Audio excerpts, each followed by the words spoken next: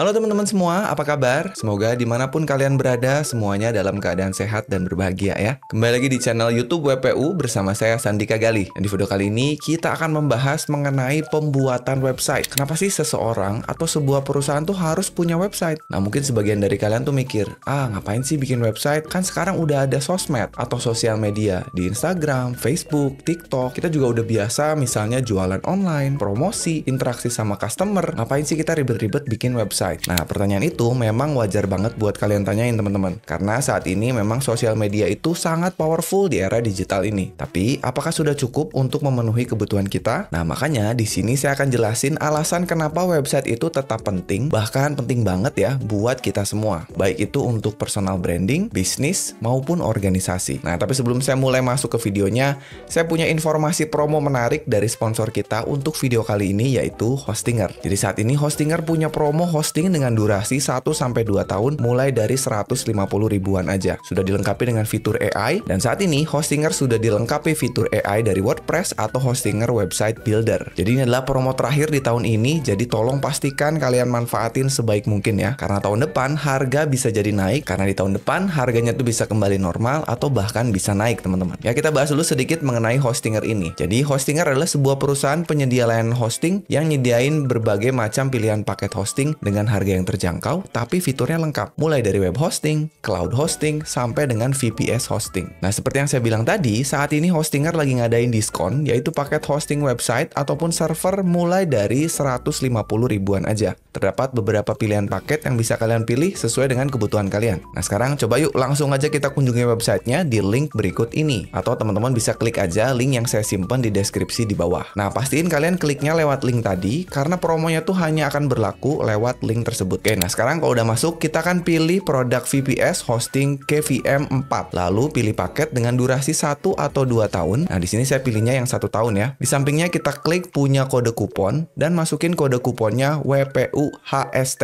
Selanjutnya, isi email yang tidak pernah kalian daftarin sebelumnya, baik itu di Niaga Hoster ataupun di Hostinger. Pastiin untuk bikin akunnya tuh secara manual, kalian nggak login pakai Google atau Facebook. Nah, setelah itu kita pilih negara dengan pajak dan biaya tambahannya 0. Contohnya misalnya Malaysia nih ya. Pilih metode pembayarannya, salin invoice number di kanan atas, dan screenshot tagihan normalnya. Habis itu kalian lakukan transfer produk sesuai dengan harga promo yang dipilih ke rekening yang sudah disediakan di file klaimnya. Lalu kalian upload bukti transfer ke form di link berikut ini. Terus jangan lupa isi form klaim produk promo dengan lengkap. Nah, semisal kalian masih bingung, kalian juga bisa lihat panduan jelasnya di PPT yang sudah disediakan di formnya. Di situ udah lengkap banget step by step untuk klaim promonya dan juga panduan pembayarannya. Kalau sudah ngisi form dan ikutin step by step hosting promo dengan tepat, nanti hosting akan diaktifasi 3-5 hari kerja setelah proses pengisian form dan juga pembayaran. Nanti bakalan ada email yang berisi pembayaran telah berhasil yang dikirim dari Hostinger kalau proses aktivasi udah selesai. Jadi jangan kaget kalau di akun kalian produk yang diorder itu belum muncul, karena produk akan muncul setelah proses aktivasi selesai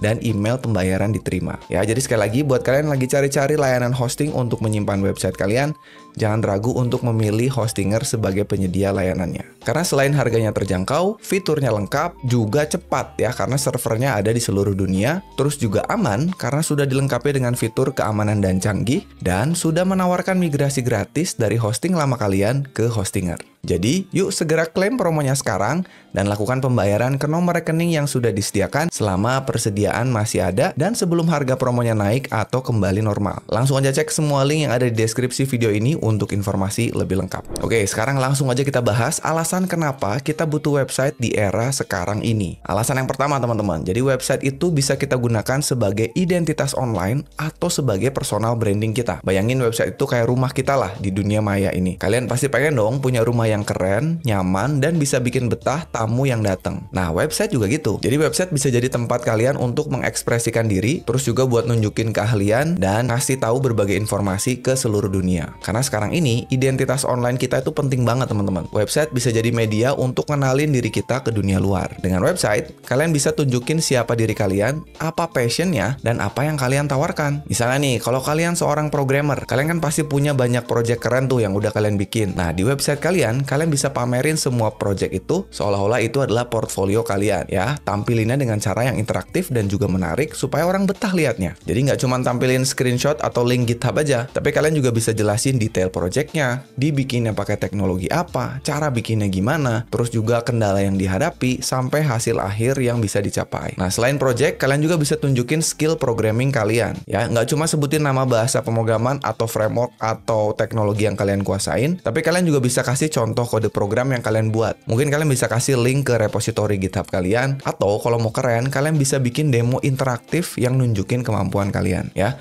kalian juga bisa tulisin pengalaman kerja dan prestasi kalian di bidang programming atau di bidang yang sesuai gitu. Ceritain pengalaman kalian bekerja di perusahaan-perusahaan atau gimana cara kalian nanganin project dan pencapaian apa yang sudah kalian raih. Nantinya ini bakalan bikin calon klien kalian atau calon recruiter itu lebih yakin dengan kemampuan dan profesionalitas kalian. Jangan lupa juga sertain testimoni dari klien atau dari atasan kalian sebelumnya kalau ada. Ya, jadi testimoni itu kayak bukti nyata lah kalau kalian tuh emang capable atau bisa diandalkan gitu. Nah, biar website kalian makin keren dan informatif, kalian juga bisa tambahin fitur blog ya, atau bahkan kalian bisa bikin blog sendiri terpisah untuk nyimpen tulisan-tulisan kalian. Nah, di blog ini kalian bisa misalnya sharing tutorial coding, tips and trick programming, review teknologi terbaru, atau ceritain pengalaman kalian di dunia programming, atau bahkan kalian bisa ceritain gimana cara kalian bikin website portfolio ini. Ini nantinya bisa bikin website kalian tuh jadi sumber informasi yang ngasih manfaat buat orang lain. Dan ini juga bakalan ningkatin kredibilitas kita sebagai seorang programmer. Pokoknya bikin si website itu kayak CV online kita lah, yang selalu up to date dan bisa diakses kapan aja oleh siapa aja. Jadi kalau kita punya website yang profesional dan juga informatif, kita jadi bisa bangun personal branding kita dengan kuat gitu ya. Tentu saja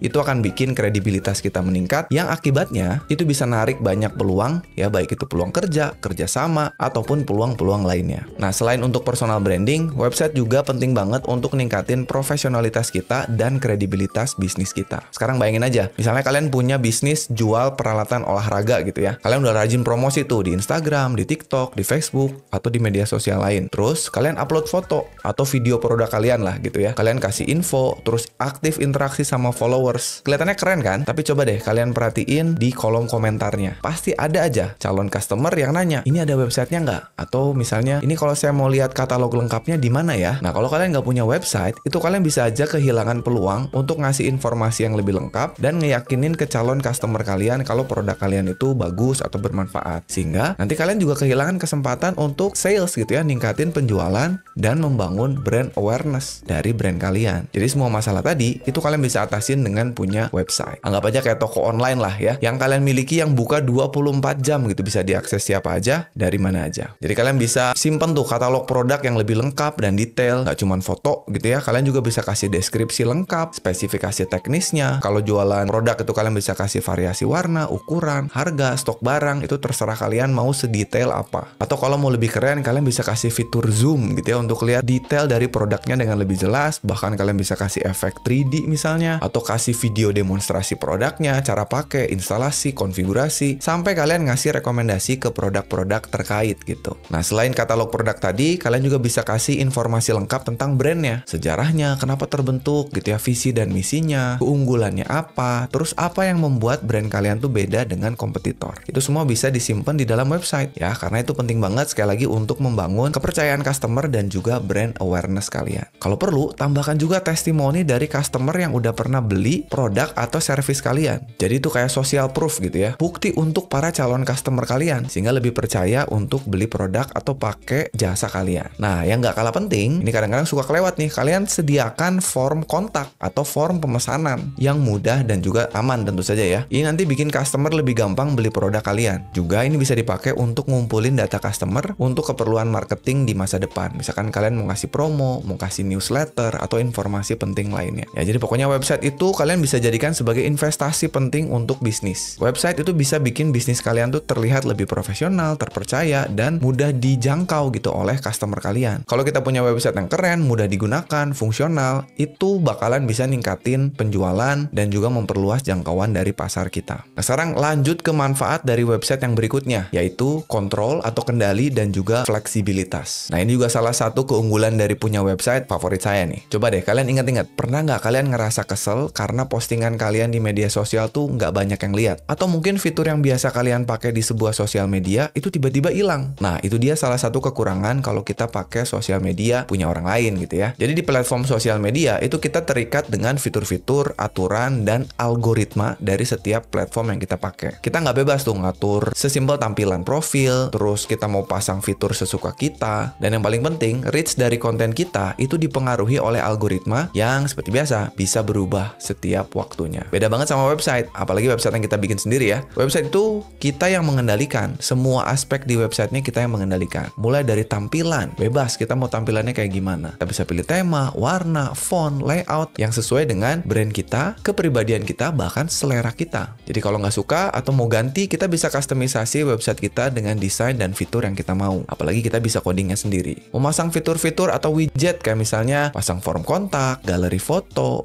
video player, mau kasih live chat, mau bisa dibalas oleh AI, mau ditambahin forum diskusi, membership, atau fitur-fitur lainnya, bebas. Ya, terus kita juga bisa integrasikan website kita dengan tools lain, contohnya misalnya Google Analytics, email marketing, atau bahkan payment gateway supaya user bisa langsung beli barang kita langsung di website kita. Atau misalnya kita mau pasang iklan langsung di website kita, bisa banget. Kita bisa pakai atau pilih jenis iklan yang kita mau. Atur mau ditempatin di mana, kita atur mau tarif iklannya berapa, atau kita gabung dengan program advertising network seperti misalnya Google AdSense untuk mendapatkan penghasilan tambahan dari website kita. Dan yang paling penting nih ya, kita bisa kelola konten dari websitenya dengan lebih bebas. Kita mau posting artikel, foto, video, itu bebas. Nggak ada yang ngatur dan nggak ada algoritma yang membatasi jangkauan konten kalian. Ya walaupun tetap kita harus pintar-pintar ngerti yang namanya SEO juga ya, Search Engine Optimization. Supaya konten website kita dapat dengan mudah diakses oleh mesin pencari misalnya Google. Nah, jadi intinya kalau kita punya website, kita punya kebebasan dan fleksibilitas penuh buat ngembangin website kita sesuai dengan keinginan dan juga kebutuhan kita. Nah, jadi mungkin itu dia ya, beberapa alasan supaya kita harus punya website, baik itu website pribadi sebagai portfolio ataupun untuk brand atau usaha kita. Ya, mudah-mudahan penjelasan di video ini bisa bermanfaat buat teman-teman semua yang saat ini lagi bingung apakah mau bikin website atau enggak. Ya, dan teman-teman juga boleh bagiin videonya ke teman-temannya yang lain atau saudara-saudaranya yang belum punya website atau pengen punya website supaya bisa jadi pertimbangan. Ya, jadi mungkin itu aja untuk video kali ini. Jangan lupa like, komen, dan juga subscribe buat yang belum. Terima kasih teman-teman sudah nonton videonya. Sampai jumpa di video selanjutnya. Saya Sandika Gali pamit, dan seperti biasa teman-teman,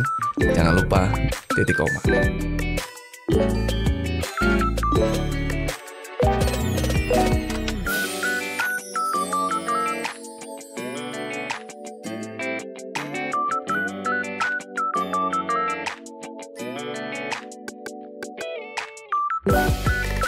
Bye.